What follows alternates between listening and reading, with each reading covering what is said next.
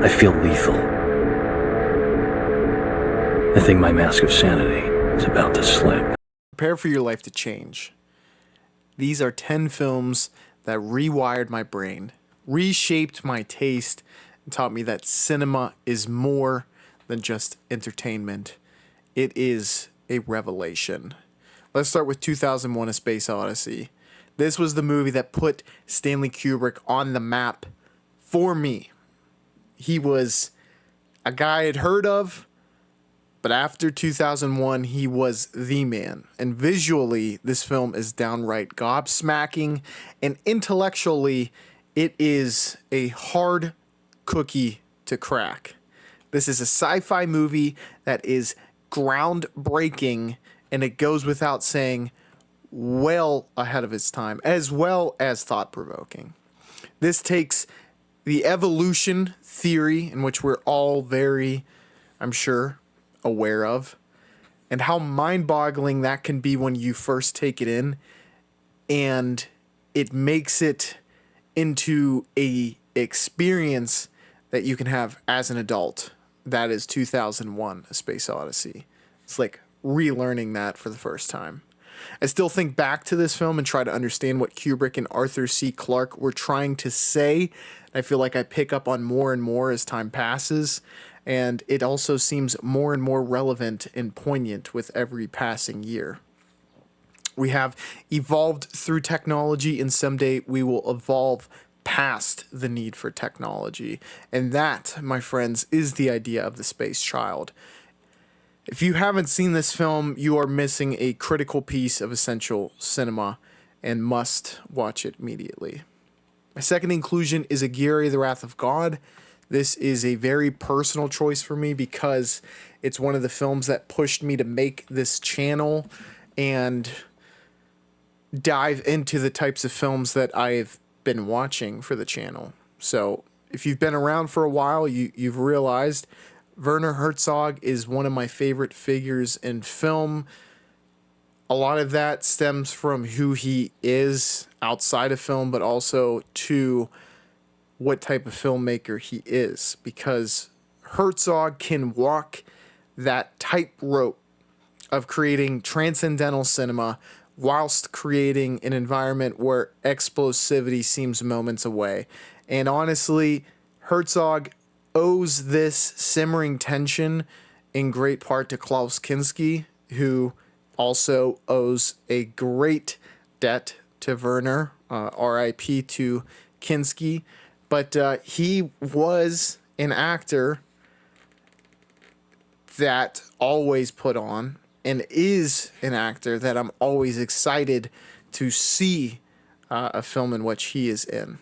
The story itself of Aguirre is understandable, especially when you look at it as a whole, and yet any scene played on its own will kind of leave you scratching your head. And in talking to my dad about this, I'd say it's kind of an introductory weird movie. I've seen a lot of movies that are weirder, but it is a unique piece of film that opened me up to the possibilities that cinema has to offer. If Aguirre showed me obsession, Vertigo made that obsession operatic. Hitchcock dives into the psychology of love and illusion and then pulls the rug out.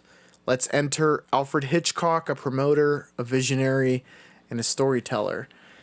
We've all realized how great he can be and how great his twists are through Psycho alone.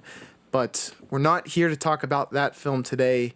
We're here to talk about my personal favorite, and that is Vertigo. This was a film that, much like 2001: A Space Odyssey, showed that movie magic was alive and well before I was born. Honestly, the story and the twist were very, very intriguing, and is why, or adds to rather, why it's on this list. But the nightmare and dream sequence is really what solidified this movie in my mind as something that is special within the pantheon of all of film. And the next visionary I have to mention is Alejandro Jodorowsky. If Stanley Kubrick aims for the head, Jodorowsky stabs you in the soul. The Holy Mountain isn't just bizarre. It's alchemy, satire, and spiritual chaos rolled into a fever dream. I couldn't have wrote it any better if I had a million years. Jodorowsky is a director I will likely never fully understand. The same can be said for this film, The Holy Mountain. Visually, I was flabbergasted at the vivid colors and set design, and in watching this, it was as though The Holy Mountain unlocked something visually that I'd never seen accomplished, and I didn't think you would even try to do it. It's ill-defined and hard to describe, quite frankly, in that it goes to such a surreal and psychedelic lens that you just wouldn't think that a director would ever have the both capital, genius, and then balls to kind of put all three together, because it's going to be just too much for some people. But for those who find this, like myself, it's fucking sick, and it feels just revolutionary, quite frankly. I can see why people are huge Jodorowsky supporters. As time goes on, I've seen films that are as absurd and visually stunning, but this was one of the first times that I went on that type of ride. And it's a unique ride for sure. And I've begun to appreciate black and white films as much, if not more, than a contemporary shot piece of film. I know that sounds very pretentious to say so, but one of the such reasons, because while you have Jodorowskys who are doing incredible stuff in color and just showing you things you've really never seen on film before, you have films like Sunset Boulevard that accomplish so much in black and white.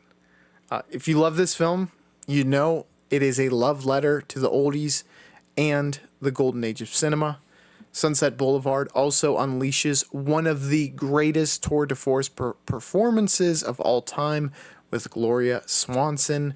Her inclusion makes this film poetic and meta in that you have a silent era star who's in a golden age masterpiece. So it's sort of bridging the gap, but also showing the transition of chapters between where Hollywood was and now where Hollywood is. As someone who's gained a huge appreciation for movies over the last few years, this film impressed the socks off me. Up next, we have A Brighter Summer Day by Edward Yang. And Edward Yang is a filmmaker who you should probably have, and everyone really should have the respect of as being one of the greatest filmmakers of all time. Both Yi Yi and A Brighter Summer's Day are momentous and legendary, but I include the latter for the intensity of its ending. Oftentimes, these long and grand films build themselves up to such a level that it's nearly impossible to have a fitting ending. A Brighter Summer's Day finds a way to take that theory and tear it to shreds. It's beautiful, thoughtful, and intense, and it is only a film I can do justice by recommending. Up next, we have War and Peace, a film in which I've been unable to shut my mouth about since watching Ask Dad Man. He's already getting tired of me talking about this film. It goes for the entirety of the movie as a whole, but if I had to choose a part, I would say The Year 1812, which is kind of why I even recommend it, because watch the whole thing, puts everything into perspective, and it's the third part of a 4-part trilogy, so you might not know exactly what's going on if you just jump in then. But anywho, it is impressed me so much that I just want to shout out that part specifically. War is chaos, war is mesmerizing, war is destruction, and that comes through in this entire series, but specifically part 3. It's executed with all the grandeur that only a state-sponsored Soviet film could bring. Sergei Bondarchuk was the Soviet director who was finally able to bring the Oscar nod to his home country, and it is no surprise that it was through this film. Bondarchuk's epic didn't just depict war, it orchestrated it. You feel the cannon blasts in your chest. The ambition is Soviet in the scale biblical. Up next, we have a film by Charlie Kaufman. If you're unfamiliar with this writer/director, you must check him out, especially if you enjoy mind-bending films. Of all the films I could choose that include the great Charlie Kaufman, I want to introduce one that many of you likely already have seen, that being Eternal Sunshine of the Spotless Mind. I love films that examine the human mind in our reality. Edward Yang is maybe the best director when it comes to perception and reality, but Kaufman is one who could give him a run for his money. When we think of love, the cliche quote is to ask, is it better to have loved and lost than to have never loved at all? This film asks that question via cinema and film. And I wept hard and still get emotional at the thought of losing a loved one forever, the way that this film illustrates it. The pain of losing them is one of the hardest things we do go through in life, any loved one. But the premise of having someone wiped from your mind is something that hits me at my absolute core. This isn't just a love story, it's raw. It's an emotional autopsy of memory, grief, and what it means to forget. My second to last inclusion for my dog, Ingmar Bergman, is Persona. We've talked about mind-blowing films before, but Persona was a revelation. It was a film that put me onto the greatness of foreign film and basically solidified that mind-blowing films weren't invented by Christopher Nolan, as much as I may have believed in my late teens. The twist itself is one that I can still wrestle with in trying to interpret.